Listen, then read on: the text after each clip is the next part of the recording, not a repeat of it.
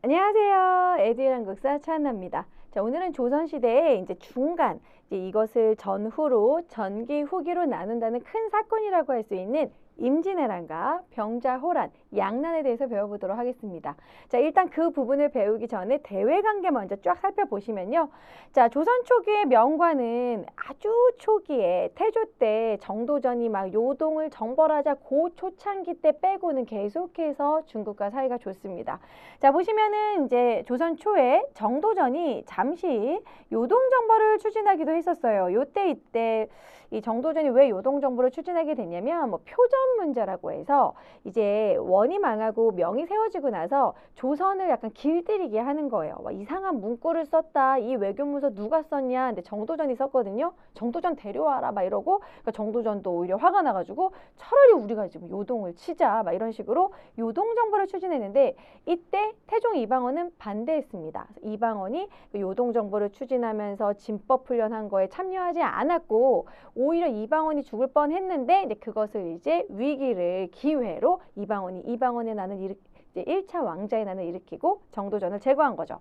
자, 그리고 나서 태종 때부터는 명과 사이가 좋습니다. 4대 외교를 유지를 했다. 4대 외교, 우리가 이제 그런 사절단을 보내고 명과 4대 관계를 맺는데, 자, 이것은 막 되게 뭐랄까 구신구신하는 그런 사대는 아니고 뭐 이런 조공과 이런 책봉 이런 식의 외교적인 틀로 이렇게 왔다 갔다 한 것이죠. 우리가 사신을 보내가지고 뭐 우리가 인삼을 선물해주면 또 중국에서 비단이나 책이나 뭐 도자기 같은 걸 주는 이런 식으로 교류를 했다.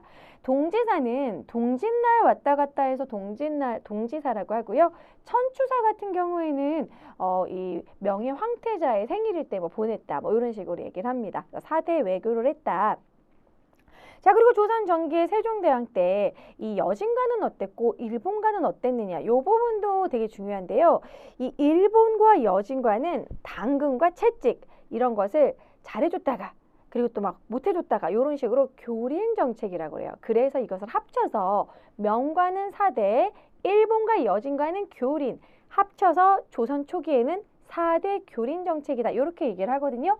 자, 명과는 4대 관계, 여기 일본과는 교린, 여진과도 교린이라고 써 있죠. 자, 보시면은 강경책도 했습니다. 채찍, 스시마 섬을 정벌하였죠. 누가? 이종무가, 이거 아주 중요합니다. 이종무 장군, 스시마 섬 정벌. 자, 그리고 이제 온건책은 이제 여진이란다. 일본이 막 부탁을 해가지고 대마도주가 개항을 해서 해줘가지고 우리한테 곡식을 좀 꺼줘라 이래가지고 삼포를 계약을 합니다. 삼포 같은 경우에는 부산포, 제포, 뭐 연포 이렇게 세 개의 항구를 개항했다. 위치는요 다 부산 근처예요.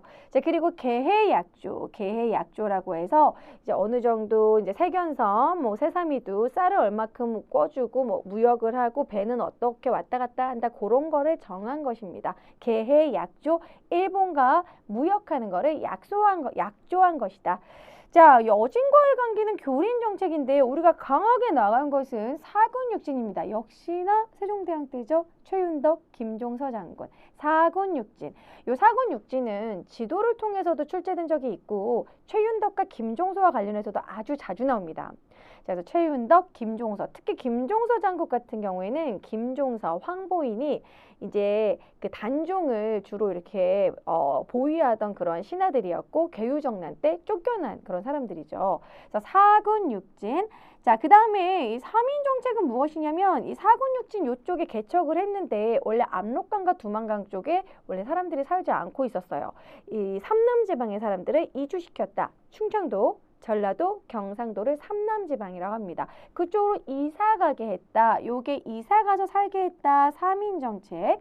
토관제도 같은 경우에는 이제 그쪽으로 이사를 갔어요. 그럼 이제 뭐라도 혜택은 줘야 될 거 아니야. 그쪽에 사는 사람에게 토관이라는 토착 관직을 줬던 그런 토관제도도 있습니다. 토관제도는 어느 정도는 좀 대우를 해주기도 했다라고도 볼 수 있어요. 자, 그 다음에 이제 북평관. 여기 보시면 일본은 동평관이고 여진은 북평관입니다. 이게 뭐냐면 우리가 일본은 우리나라의 남쪽에 있다라고 생각을 하지만 한반도가 있으면 일본은 이렇게 감싸듯이 우리나라의 입장에선 동쪽에 있습니다. 실제로 일제강점기 때도 뭐 궁성요배 이래가지고 1930년대 이후부터 아침에 일어나면 일왕을 향해서 절해라 이래가지고 동쪽을 향해서 절을 하게 시켰거든요. 자, 그 정도로 일본은 우리나라의 동쪽에 있어요. 동쪽에서 온 사신들이 묵는 숙소다. 이런 사신들의 그런 숙소 동평관이 있었고요. 한양에.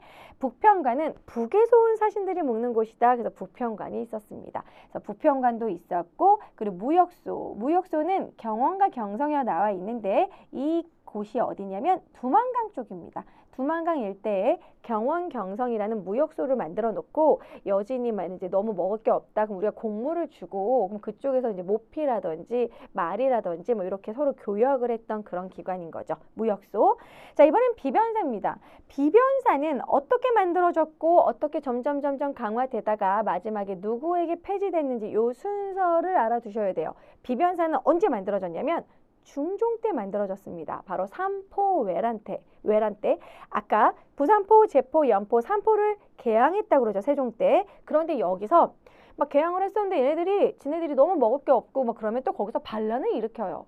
일본과 그 외구 그쪽은 항상 가난했어요. 그러니까 우리나라는 차라리 먹을 게 많았고 일본은 먹을 게 없어서 우리나라 맨날 쳐들어왔었거든요. 그래서 일본은 진짜 바닷물에 밥 말아 먹었다고 했어요. 반찬이 없어가지고. 그리고 그래서 항상 물을 말아 먹는 습관 때문에 일본은 숟가락보다 젓가락으로 이렇게 호로로록 그 국채로 이렇게 먹잖아요. 뭐 지금이야 뭐 먹을 게 많지만 과거엔 그렇다고 합니다. 자, 이렇게 먹을 게 없으니까 약탈을 하러 오고 삼포외란을 일으켰어. 그래서 비변사가 세워지게 됐습니다. 비변사가 처음으로 만들어지게 된 건 중종 때 삼포외란. 부산포, 제포, 연포 요 삼포에서 외놈들이 난을 일으켰다. 삼포외란. 자, 그 다음에 비변사가 상설기구가 된 거. 상설이라는 건 무엇이냐면 항상 열려있는 시장을 상설시장이라고 합니다. 뭐 상설매장, 뭐 맨날 세일하는 뭐 상설매장 이렇게 얘기하기도 하죠. 항상 두었다는 거예요. 잠깐 임시로 뒀다가 비변사가 상설화된 것은 을묘외변 때입니다. 명종 때 을묘년에 일어났던 을묘외변 때. 자, 그래가지고 을묘외변 이런 식으로 임진왜란 그 전에 계속 외란이나 외변은 계속 있다가 결국 아예 도요토미 히데요시가 대대적으로 쳐들어온 것이 바로 임진왜란이죠. 자, 그럼 임진왜란으로 넘어갈게요. 임진왜란 시기에는 비변사가 아주 최고로 높아지게 됩니다. 그래서 임진왜란만 쫙 정리를 일단 해볼게요. 자, 임진왜란은 여러분 아시다시피 159 있을 때가 아니다. 이래서 1592라고 많이 들어보셨죠. 임진왜란은 1592년에 일어났으며 조선건국이 1392예요. 1392년. 그리고 딱 조선건국을 처음 했을 때 경복궁을 남양으로 지었는데 정도전이 남양으로 해야 된다고 그랬거든요. 근데 이제 무학대사가 아니래요. 강원도 쪽으로 동양을 해야 된다. 뭐 이렇게 얘기를 해요. 왜냐면 남양을 하면 쭉 바라보는 쪽에 서울대학교 쪽에 있는 그 관악산이 산의 그 모양이 불화자. 불의 기운을 갖고 있어서 막 이렇게 불탈 수 있다. 좋은 기운이 오지 않는다고 동양을 하라고 했어요. 근데 이제 정도전이 아니대요. 제왕은 무조건 남양해야 된다 해서 남양으로 지었는데 무학대사 뒤돌고 가면서 200년 뒤에 큰 화가 있을 거야. 불탈 거야. 뭐 이런 식으로 진짜 예언을 뭐 저주와 같은 예언을 했는데 진짜 200년 뒤에 1592에 임진왜란 때 진짜로 경복궁이 불탑니다. 자, 어쨌든 이거는 연도를 좀 알아두라고 해준 얘기야. 1592 임진왜란 때. 자, 여기서는 전투 부분이 순서로 나옵니다. 그래서 여러분들이 스토리와 함께 어느 정도 좀 파악을 하셔야 돼요. 원래 임진왜란은 7년의 전쟁인데 1592년에 쳐들어왔고 그러다가 이제 우리가 막아냈어요. 그러니까 일본이 재정비를 하면서 그 뒤로는 휴전을 계속 하자고 하다가 도요토미 히데요시가 이상한 걸 막 원해. 우리나라 충청도, 전라도, 경상도를 달래. 그리고 자기는 저기 명나라 공주와 결혼을 하겠다. 명도 막 뭐야? 막 이래가지고 우리가 안 해. 그래가지고 결국 결렬됐고 다시 재침입을 합니다. 그 재침입을 했던 1597년에 정유재란이라고 합니다. 1597 정유재란 이런 식으로. 그래서 그냥 편의에 의해서 묶어서 그냥 임진왜란이라고 통틀어서 이렇게 얘기를 하지만 실제로는 임진왜란 안에 정유재란도 있었다라는 거. 토탈 7년의 전쟁이었고 또한 임진왜란은 한중일이 같이 세 나라가 싸웠던 국제전의 양상을 띠고 있다. 자, 일단 먼저 임진왜란 쳐들어왔어요. 동래가 지금의 부산입니다. 동래가 뚫리죠. 이제 그런 부산진 동래성이 뚫려요. 처음에는 그냥 삼포외란처럼 좀 왔다가 갈 줄 알았는데 배가 계속 오는 거야. 그리고 또 뭐를 갖고 왔어? 조총을 가지고 왔죠. 우리가 처음에는 당황을 하죠. 조총을 처음 봤으니까 뭐야 저건.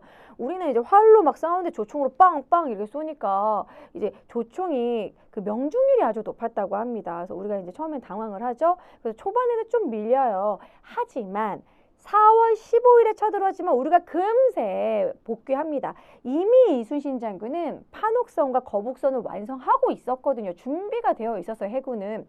자, 그래서 보시면 자, 동래상 전투 첫 번째 송상현이 죽게 되죠. 그런데 탄근대 전투에서 막지 못했어요. 이 신립장군의 탄근대 전투, 뭐 배수진을 치고 싸웠다라는 얘기가 있죠. 이 탄근대를 선택한 이유가 이제 그때 당시에 이제 많은 사람들이 이제 조령을 선택해야 된다. 우리는 활로 싸우고 그러기 때문에 이러한 그 산 쪽에 그러한 지형을 이용해야 된다라고 했지만 이 신립장군은 원래 기마병 출신이었기 때문에 여진족을 막 몰아냈던 그런 기억이 있고 자신감이 있는 거예요. 그래서 평지를 선택을 했어. 그런데 일본이 조총으로 막 말 다리만 빵빵 쏘고 그때 또 비도 오고 이 막 그 탄근대 주변이 질척질척한 땅들 때문에 막 말이 넘어지고 그러면서 결국 우왕좌왕 실패하게 됩니다. 자, 탄근대 전투 신립장군이 막아내지 못했다. 자, 4월 15일에 이제 16일까지 싸우게 되고 그리고 음력 4월 28일에 신립장군이 막아내지 못하고 이제 선조가 빠르게 피난을 가죠. 명예지원군을 요청하겠다. 그래서 피난을 갑니다. 신의주 쪽으로. 자, 그리고 나서 한산대첩인데요. 한산대첩은 1592년 7월이에요. 이미 7월 달에 한산도 대첩으로 하객진으로 막 거북선 이용해가지고 크게 이겼단 말이에요. 이 해전에서 이순신 장군이 이겼다는 것이 의미가 뭐가 큰 거냐면 일제에 보급로를 차단한 것입니다. 일본이 우리나라에 오려면 반드시 바다를 넘어서 와야 되죠. 뭐 식량이던 그리고 무기던 이런 식으로 이렇게 오면 무조건 일본에서 이렇게 와야 되잖아. 남해나 뭐 이런 서해 이런 식으로. 요걸 다 막아버린 거야. 그럼 뭐예요? 보급로가 차단이 된다. 일본이 쫄쫄 굶게 보급로를 차단시키고 무기도 더 못 갖고 오게 하고 이 부분이 아주 중요합니다. 보급로를 차단하면서 그때 이순신 장군이 전라자수영이 있었거든요.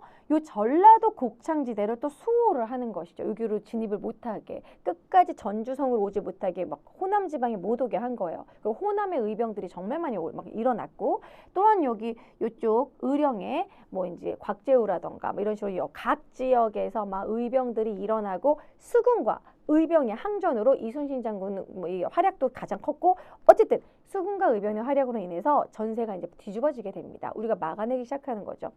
그래서 초반에는 탄근대 전투 이제 그 다음에는 뭐 서울 함락 이렇게 밀렸지만 한산도 대첩으로 이미 7월 달부터 우리가 승기를 잡아요. 사실 이순신 장군의 첫 승리는 5월입니다. 옥포해전 5월. 그럼 생각해 보면 우리가 임진왜란은 초반에 많이 당했다라고 생각을 하지만 4월 15일에 쳐들어오고 5월 7일에 첫 승리를 했다라는 건 우리가 금방 막아냈다라는 걸 알 수 있어요. 자, 그리고 각 지역에서 의병들이 활약을 합니다. 의병의 활약에서는 곽재우, 홍의장군 곽재우 뭐 이런 말 나오죠. 붉은 옷을 주로 입었다. 홍의장군 곽재우. 막 그리고 막 고경명 뭐 이런 식으로 막 나와요. 자, 그다음에 이제 진주대첩. 일단 대첩만 정리를 해보면 한산도 대첩 7월, 진주 대첩 10월입니다. 김시민 장군의 진주 대첩 10월.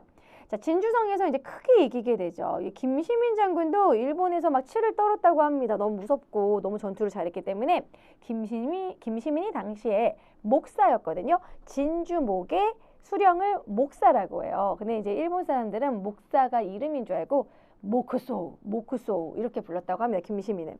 그래서 김시민이 10월에 이겼습니다. 그리고 나서 해가 넘어가서 1593년이 돼요. 1593년에 이제 5번 평양성을 탈환하게 됩니다. 명예지원군이 드디어 왔고요. 조명연합군. 여기서 명예연합군 나올 때 명나라 장수 이여송이라는 인물이 나와요. 이여송. 뭐 사료의 이여송의 명군과 뭐 조선군이 가담해서 결국 평양성을 되찾았다 이런 말이 나오면 1593년 1월입니다. 1593년 1월이 돼요. 1593년 1월. 자, 그리고 나서는 승승장구하는 거죠. 물론 평양성 탈환을 하고 계속 재정비를 하면 계속 이길 수 있었는데 이여송이 사실 약간 욕심을 부리다가 쉬지 않고 쭉 달려가서 벽제간 전투에서 한번 패배하긴 했어요. 그래서 서로 1승을 나눠 가졌기 때문에 전쟁이 좀 장기전이 된 거죠. 어쨌든 벽제간 전투는 생략하고 다시 6번, 여섯 번째로 행주대첩이 있습니다. 행주산성은 지금 서울의 그 북부 쪽 그 일산 쪽에 행주산성이 있는데요. 권율장군 행주산성. 그래서 뭐 요 행주산성에서 막 이렇게 행주치마로 이렇게 돌을 여자들도 막 돌을 옮겼다는 얘기로 뭐 행주치마가 여기서 나왔다 이런 얘기도 있죠. 자, 행주대첩 권율장군 요거는 1593년 2월입니다. 이러면서 일본이 막 점점 밀리게 되니까 그 뒤로 계속 서로 정비의 시간을 가지고 휴전을 이제 제의하는데 휴전이 결국 결렬이 됩니다. 휴전이 결렬되고 나서 재침입을 한 게 1597년이 되는 거죠. 자, 그럼 1597년 다음에는 이제 명량노량만 기억을 해주시면 돼요. 물론 삽질을 한 게 하나 있었어. 칠천량 해전. 원균이 제대로 이제 전술을 제대로 못 짜가지고 하면 안 되는 전투인데 지금은 싸우면 안 될 시기인데 원균이 먼저 막 하겠다 이러면서 싸워가지고 이때 대패를 해요. 칠천량 해전. 그러니까 정유재란이 딱 시작되고 칠천량 해전에서 너무나 많은 판옥선을 잃게 되고 그때 12척만 남은 거야. 배설 장군이 도망을 갔는데 12척을 가지고 도망갔어. 그래가지고 이제 거의 뭐 해군이 이제 전멸이 됐으니까 수군이 그래서 이제 선조가 육군으로 그냥 투입해라 합병해라 그랬더니 이제 이순신 장군이 장계를 올리죠. 신에게는 아직 12척의 배가 남아 있습니다. 그래가지고 12척의 배가 남아있던 소리는 나는 싸울 수 있다. 그래서 명량대첩에서 또 승리를 하잖아요. 실질적으로 명량대첩에서는 배가 하나 더 만들어져서 13척으로 승리를 합니다.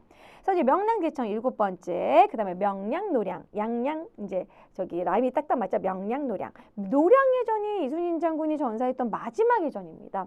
이 명량대첩 때 13척이었던 배가요. 진짜 그 완도 옆에 있는 그 고금도에서 이제 엄청나게 준비를 막 해가지고 명량대첩에서는 200여 척이 됩니다. 판옥선이. 이순신 장군이 최후의 진짜 항전 준비를 한 거죠. 근데 왜군이 갑자기 도망가요. 왜? 도요토미 히데요시가 갑자기 죽어버린 바람에 철수를 하는 거야. 이순신 장군 허탈하잖아요. 뭐야? 전쟁 준비 다 했는데 어딜 가? 다 죽여야지. 그래가지고 그 200여 척을 데리고 마지막 해전으로 노량해전으로 우리가 그 전리품들 다 약탈하고 일본 깨부시고 이순신 장군도 여기서 전사하게 된다. 자, 그래서 결국 순서가 동래성, 동래, 탕금대, 한산도, 그 다음에 진주대첩, 평양성, 행주, 명량노량 이런 식으로 해서 지금 제가 번호 매긴 8단계는 암기해 주셔야 됩니다. 자, 이거 우리나라 지도로 생각하면 돼요. 부산 뚫려요. 여기가 부산 동래예요. 자, 그리고 충주 탕금대가 딱 여기 중간이에요. 충주. 그 다음에 여기가 한양이죠.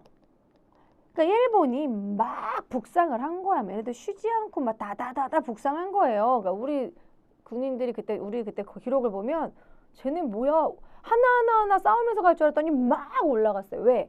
왜냐면 그 일본은 서울 그 본진 그 서울 쪽을 딱 수도를 함락시키면은 게임 끝나는 그런 전투예요. 일본의 전투는. 근데 일본이 서울에 갔더니 막 최후의 항전할 줄 알고 다 준비할 줄 알았더니 썰렁한 거야. 다 이미 도망간 거야. 뭐 왕도 없고 얘네 뭐야 이랬는데 막 각 지역의 의병들이 일어나고 끝날 때까지 끝난 게 아니다. 계속 싸우는 거야. 그래서 이제 일본이 계속 이런 말을 해요. 왜 이렇게까지 하냐고. 왜 이렇게까지?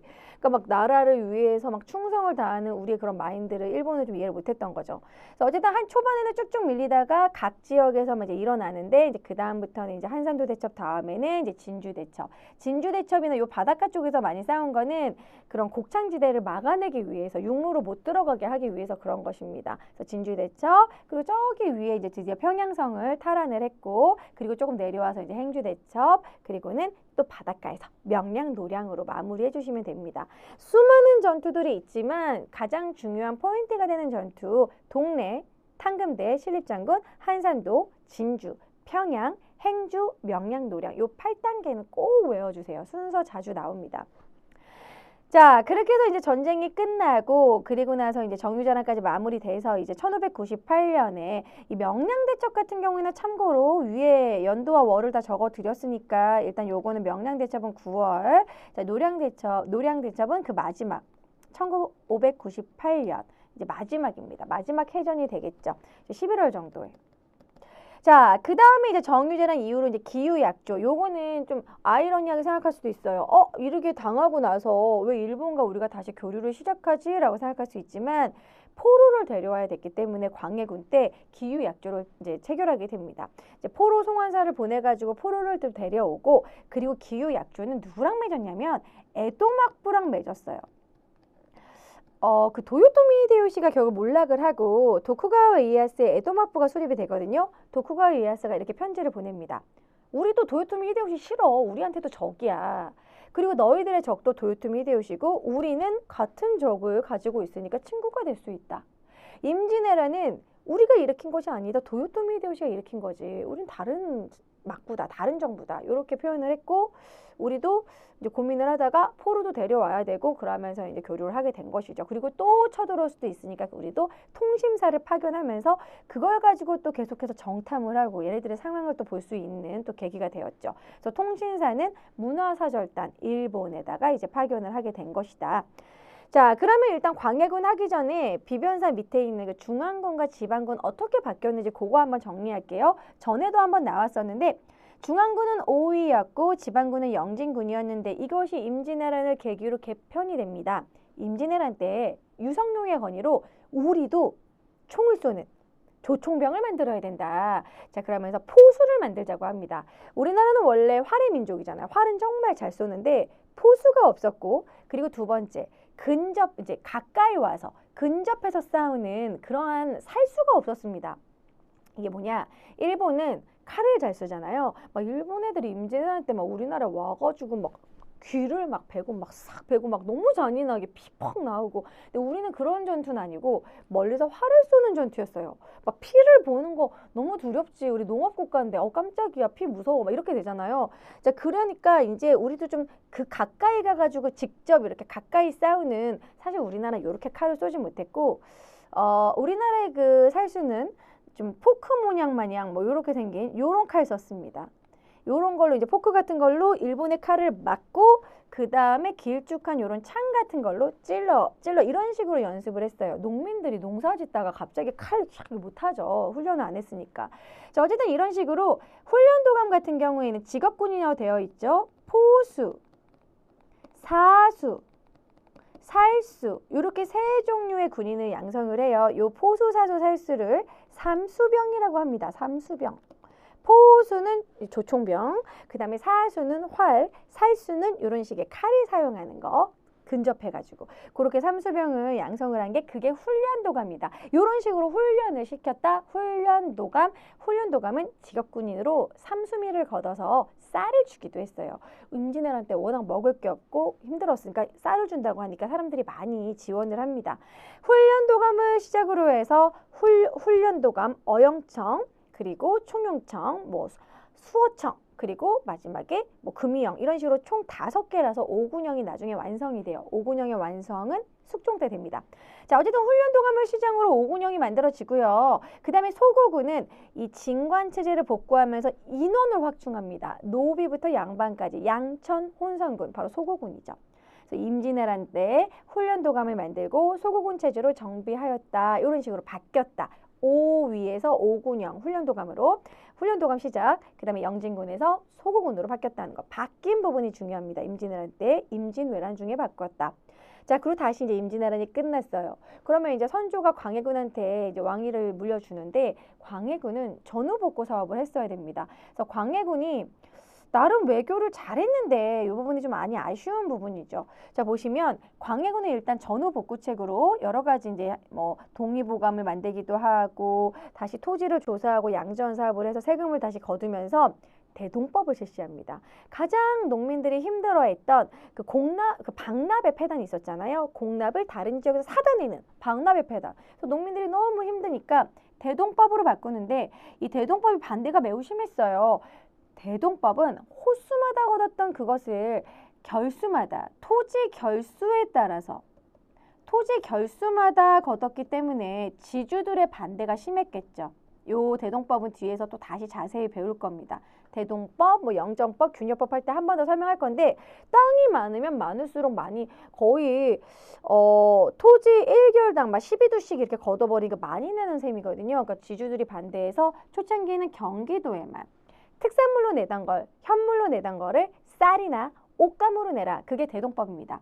그래서 광해군이 대동법을 처음 실시했다. 이거 알아두시고 중리배교가 중요합니다. 제가 중리배교 부분은 여기다가 한번 그림을 좀 그려서 설명을 해드릴게요. 이때 명나라는 점점 힘이 약해지는 다운. 명나라는 가뜩이나 힘이 약한 데다가 우리나라 지원군 보내고 가뜩 더 망하게 돼요. 그 다음에 후금은 이제 여진이 후금을 세우게 되는데 이 여진족이 고려 때 세운 거는 금. 그리고 조선시대에는 또 금을 세웠다. 그래서 후금이라고 나눠서 얘기합니다. 후금을 세우는데 후금은 막 성장을 하고 있는 거야. 요런 분위기인데 둘이 사이가 안 좋아. 근데 요 사이에 찡긴 조선은 이제 어떻게 외교를 해야 될 것인가. 그런데 지금 임진왜란이 이제 끝난 지 얼마 안 됐죠? 그럼 명과는 원래 잘 지내. 근데 후금과 만약에 배척을 하게 된다면 분명히 후금이 명보다 우리를 먼저 칠 거야. 우리가 더 작으니까 군사력도 명보다는 좀 적었을 거 아니에요? 그래서 우리가 후금의 침략을 막기 위해 양쪽 다 양다리를 걸치는 중립외교를 하는 거예요. 중간에서 중립을 지키는. 이게 사실 외교의 가장 좋은 방향입니다. 우리한테 이득이 가는 쪽으로, 우리가 피해 없는 쪽으로. 근데 이제 명나라가 이렇게 요청을 해요. 야, 우리도 임진왜란 때 니네 도와줬으니까 야, 후금을 치게 니네 지원군을 보내. 이렇게 얘기를 합니다. 그래서 우리가 이제 지원군을 후금을 치러 이제 군대를 보내요. 그 군대를 보낼 때 후금한테 이렇게 얘기를 하는 거야. 우리는 명과의 의리 때문에 출병한 거지 너네랑 굳이 싸우고 싶지 않아. 이런 식으로 하면서 투항을 합니다. 근데 싸우지 않고 희생 없이 투항해서 군사를 잃지 않았으면 된 건데 그때 당시 우리나라 분위기로는 솔직히 모양새가 빠지니까 서인들이 어찌 오랑캐한테 무릎을 꿇으냐, 싸워보지도 않고 이러면서 그 광해군의 중립외교를 막 비판을 하는 거죠. 이것이 계기가 돼서 결국 나중에 인조반정이 일어나요. 이러한 분위기에서 광해군은 중립외교를 했다라는 걸 좀 기억을 해주시고, 자, 이런 식으로 중립외교를 해서 강홍립을 처세에 따라서 이제 네가 잘 선택해서 잘 행동해라 투항을 했어요. 어디에? 후금에 투항을 한 거예요. 자, 거기다가 요거 두 개. 이 광해군의 라이벌이라고 할 수 있는 어린 영창대군이 있었습니다. 그러니까 임목대비는 이제 광해군에게는 새엄마 같은 거죠. 그래서 임목대비랑 영창대군은 광해군한테는 위기가 되는 걸림돌이에요. 왜냐하면 영창대군하고 그 세력들이 역모를 꾀할 수도 있으니까. 그리고 가뜩이나 서인들이 광해군을 막 광해군하고 서인들이 사이가 안 좋았기 때문에 언제든지 영창대군을 데리고 막 역모를 꾀할 수 있는 그런 분위기였거든요.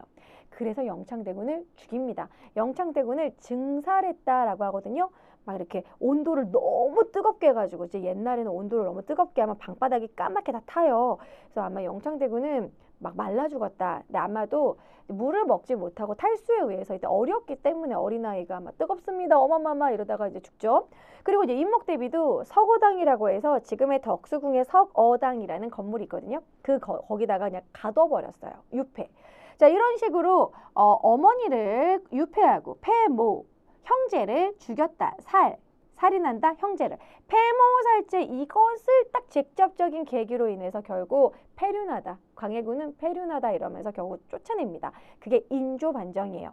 연산군을 몰아낸 걸 중종반정, 광해군을 몰아낸 게 인조반정. 반정 앞에는 항상 왕이 세자로 강등하면서 군자가 붙죠. 연산군, 광해군. 자, 이렇게 해서 결국 이제 인조반정으로 쫓겨나게 됩니다. 그리고 참고로 동의보감은 유네스코 기록유산이라는 거. 자, 어쨌든 인조반정이 일어났어요. 그래서 쫓겨났어, 광해군이. 그러면서 광해군이 쫓겨나면서 이때 광해군과 함께 광해군 때 즉위했던 북인들, 이때 당시 붕당에서 이제 북인들이 쫓겨나는 겁니다. 인조반정은 서인들이 주도했기 때문에 결국 서인들이 정권을 잡게 돼요.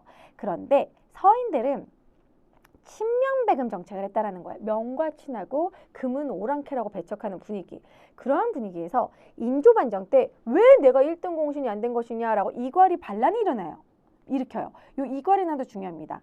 근데 이괄이 막 처형을 당하고 이괄의 잔당들이 자기 아버지가 처형당하고 그 아들이 도망가가지고 후금으로 가서 지금 광해군이 쫓겨났다. 광해군에 복수를 해줘라. 차라리 조선을 쳐줘라. 군사력 지금 별로 없다. 이런 식으로 오히려 조선을 치라고 해요. 자기 아버지를 죽인 이제 정부다 이거죠. 이제. 자, 그래서 결국 후금이 쳐들어옵니다. 그래서 후금이 쳐들어온 것은 정묘호란, 청이 쳐들어온 것은 병자호란입니다. 어차피 후금이 청이 된 거기 때문에 둘 다 호호, 오랑캐 호자를 써서 호란인 거죠. 정묘년에 쳐들어오면 정묘호란, 병자년에 쳐들어오면 병자호란입니다. 다시. 후금이 쳐들어오면 정묘, 청이 쳐들어오면 병자. 자, 정묘호란 때는 이 왕실이 강화도로 피난을 갔어요. 이때 대표적인 전투는 정봉수의 용골산선 정도 한 가지만 좀 기억해 주시고 제일 많이 나옵니다.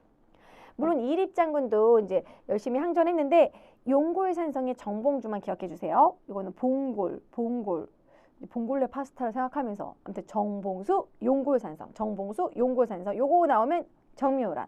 이때는 우리가 이제 후금이 형 이런 식으로 해가지고 형제 관계를 맺어요. 뭐 이러면서 그 내용을 보면 사료에 인조에게 나의 아우에게 뭐 인조 아우에게 이런 식으로 하면서 우리가 형제 관계가 됩니다. 그런데 얘네가 청을 세웠어요. 이제 중국을 다 차지할 거야. 그러니까 너네 명에게 사대했으니까 군신관계 우리한테도 해라. 이런 식으로 군신관계를 하자고 하는 거야. 그랬을 때 이때 이제 중간에 이런 게 있어요. 싸울 것이냐 아니면 화해할 것이냐. 주화론. 일단은 화해하자. 군사력이 지금 준비가 되어 있지 않다. 무슨 소리냐. 무조건 싸워야지. 하나를 내주면 나중에 열을 내줘야 된다. 하지만 주전론, 척화주전론, 싸우자! 이 주전론이 대세였기 때문에 뭐 최명길이 주화론이고 주전론은 뭐 김상원 같은 인물이죠. 결국 주전론이 대세였기 때문에 싸우게 됩니다. 하지만 우리나라 군사력이 그렇게 되지 않았죠. 여러분 그 오랑캐들 그 북방민족은 진짜 잘 싸워요. 항상 그렇게 전투에 임했던 민족이기 때문에. 자, 여기서의 전투는 임경업의 백마산성, 임경업의 백마산성으로 기억을 해주시고 남한산선에서 인조가 45일간 항전을 했지만 결국 항복을 하게 됩니다. 이 시기가 겨울이었어요.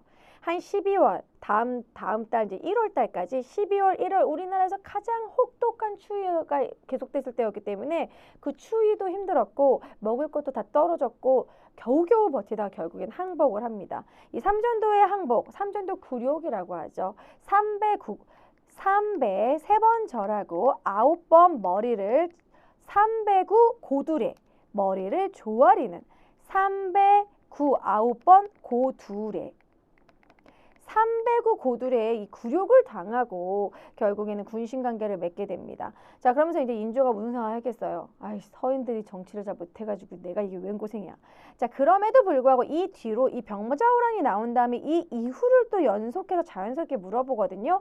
자, 인조 다음에는 이제 효종이 되는데요. 효종은 청으로 볼모로 이제 잡아갔던 복림대군인데 이때 소현세자와 복림대군이 청나라로 이제 압송이 돼요. 납치가 된 것처럼 거기 가서 이제 인질처럼 데리고 있는데 그때 이제 갔다 와서 소현세자는 죽고 뭐 의문의 죽음을 당했다고 하죠. 막 독살 아니냐 이런 얘기 하죠. 둘째인 효종이 올라가게 되는데 효종 때는 서인들이 역시 정신을 못 차리고 북벌을 추진합니다. 북벌론. 우리가 명예 복수를 대신하겠다. 청에게 복수하겠다 이런 식의 북벌론을 추진하지만 성공하지는 못하게 된다까지 요 북벌론부터는 이제 조선 후기 때 또 다시 자세히 또 공부를 할 거예요. 자, 여기서는 여러분들 임진왜란과 정묘 병자호란 양난을 한 번에 정리를 하시되 먼저 초창기에 여러분들 이러한 사대관계, 교린관계, 특히 이 스신마선, 삼포호갱 뭐 이런 사군일지 모두 이제 세종 때라는 거 좀 중요하고요. 비변사가 왜 만들어지고 언제 상설화가 됐는지, 비변사가 삼포회란 때 만들어졌고 울묘열변 때 상설화, 그 다음에는 임진왜란의 순서, 동래, 그러니까 지도로 생각하시면 돼요. 동래, 탕금대. 그리고 나서는 이제 수군과 의병의 활약으로 인해서 한산도 대첩 7월, 그 다음에 진주 대첩, 그리고 나서는 이제 평양성 탈환하고, 그 다음에 권율 장군의 행주산성, 그리고 이제 정유재란이 일어나고 나서는 명량노량 이런 식으로 기억해 주시면 되겠습니다. 자, 그리고 나서 광해군의 전후 복구 체계에서 중리배교를 좀 기억해 주시고, 중리배교가 이제 원인이 돼서 폐모살제를 막 이렇게 명분으로 쫓아내고 중종 반정을 일으킨다. 인조 반정을 일으킨 다음에 그 다음에 인조 반정 이후에 서인들이 친명배금 정책을 한 것 때문에 후금이 쳐들어온 건 정묘호란, 청이 쳐들어온 건 병자호란. 이렇게 마무리를 해주시면 되겠습니다. 여기는 그래도 다소 내용이 많기 때문에 여러분들 좀 암기를 해주셔야 될 거예요. 꼼꼼히 복습해 주시고 다음 강의에서 만나요. 안녕.